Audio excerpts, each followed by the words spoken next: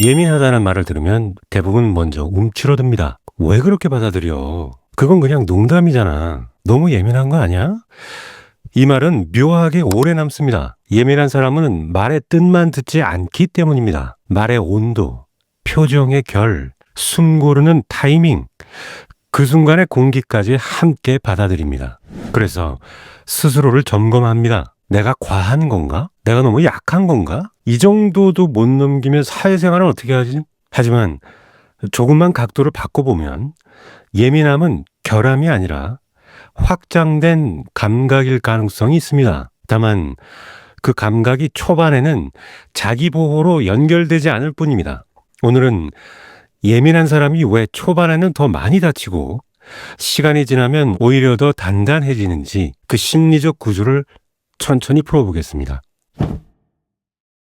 예민함은 많이 느끼는 능력이다. 예민한 사람은 정보를 많이 받습니다. 같은 말을 들어도 더 많은 층위를 동시에 읽습니다. 예를 들어 이런 장면이 있습니다. 직장 회의에서 상사가 이렇게 말합니다. 이번 보고서는 조금 아쉽네요. 어떤 사람은 다음엔 더 잘하면 되지 뭐 하고 넘어갑니다. 그런데 예민한 사람은 그날 밤에도 그 문장을 떠올립니다. 조금이라는 단어는 왜 붙였을까? 앞에서 웃으면서 말했지만 표정은 굳어 있지 않았나? 혹시 나를 신뢰하지 않는 건가? 이건 과잉 해석일까요? 아니면 세밀한 정보 처리일까요? 예민한 사람은 감각 수용폭이 넓습니다. 상대의 감정 신호를 빨리 읽고 관계의 미묘한 균열을 먼저 감지합니다. 문제는 이 능력이 초반에는 자기 비난으로 흘러가기 쉽다는 점입니다. 많이 느끼지만 어디까지가 내 책임인지 구분하지 못합니다. 그래서 상처가 많아집니다. 예민한 사람의 피로는 성격 문제가 아니다? 예민한 사람은 사람이 많은 자리를 유독 힘들어합니다. 겉으로는 멀쩡해 보이지만 안에서는 계속 계산이 돌아갑니다. 누가 누구를 불편해하는지, 내 말이 어떻게 받아들여졌는지, 지금 분위기가 올라가는지 내려가는지, 정보 처리량이 많습니다. 모임이 끝나면 혼자 있고 싶어집니다.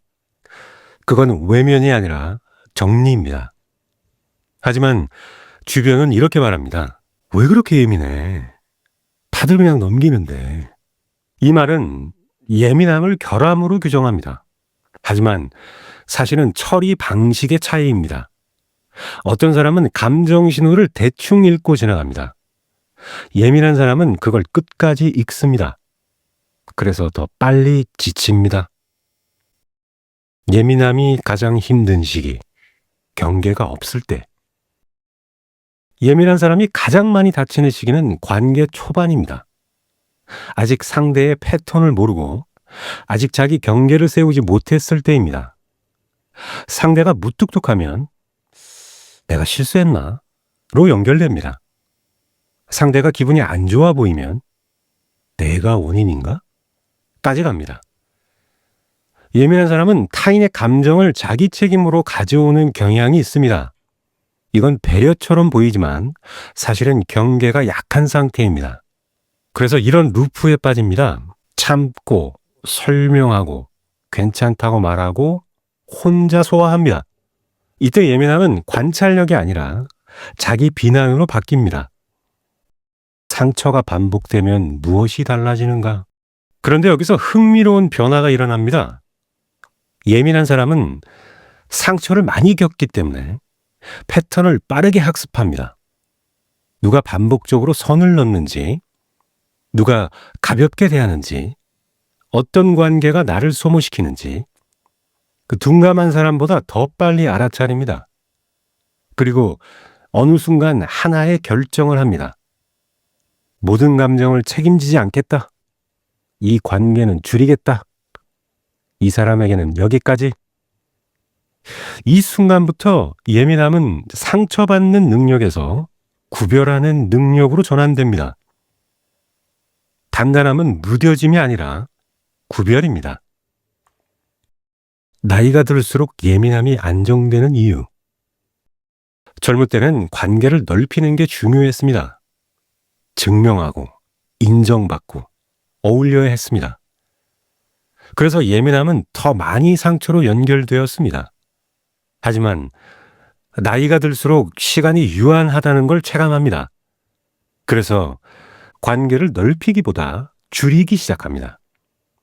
의미 있는 사람 몇 명이면 충분하다고 느낍니다. 이때 예민함은 큰 역할을 합니다. 이미 사람을 읽는 감각이 발달해 있기 때문입니다. 누가 편한 사람인지, 누가 에너지를 빼앗는지 빠르게 구별합니다. 그래서 중년 이후 예민한 사람은 오히려 안정됩니다. 관계가 줄어들어서가 아니라 소모가 줄어들었기 때문입니다. 예민함과 고독, 회복의 구조?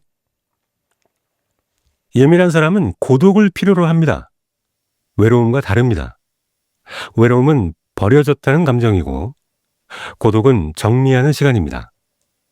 하루 종일 많은 자극을 받은 뒤 혼자 있는 시간은 신경을 다시 정돈하는 과정입니다. 예민한 사람은 고독 속에서 회복합니다. 그리고 고독이 두렵지 않게 되는 순간 예민함은 안정됩니다. 혼자 있는 시간이 결핍이 아니라 선택이 되기 때문입니다. 사회 구조는 왜 예민한 사람을 더 흔드는가? 요즘 환경은 반응을 빠르게 요구합니다. 메시지는 즉시 답해야 하고, 감정은 즉시 표현해야 합니다. 정보는 과잉이고, 비교는 실시간입니다. 이 환경은 둔감한 사람에게는 자극이지만, 예민한 사람에게는 과부하입니다. 그래서 예민한 사람은 더 쉽게 지칩니다. 하지만 동시에 이 환경을 가장 빨리 읽는 사람도 예민한 사람입니다. 속도만 조절하면 강점이 됩니다. 예민함이 파괴로 가는 경우. 모든 예민함이 단단해지는 건 아닙니다. 경계를 배우지 못하면 반추로 갑니다. 하루 종일 같은 말을 곱씹고 같은 장면을 반복하고 자기 비난을 강화합니다. 관계를 줄이는 게 아니라 세상을 차단해버리면 고립이 됩니다. 예민함이 통찰로 가지 못하고 피해의식으로 굳어지면 스스로를 소모합니다. 그래서 필요한 건 예민함을 없애는 게 아니라 다루는 기술입니다. 구체적인 훈련, 예민함을 단단함으로. 첫 번째, 반응 지연 훈련입니다. 즉시 답하지 않는다. 하루만 둔다. 감정은 즉각적일수록 왜곡됩니다.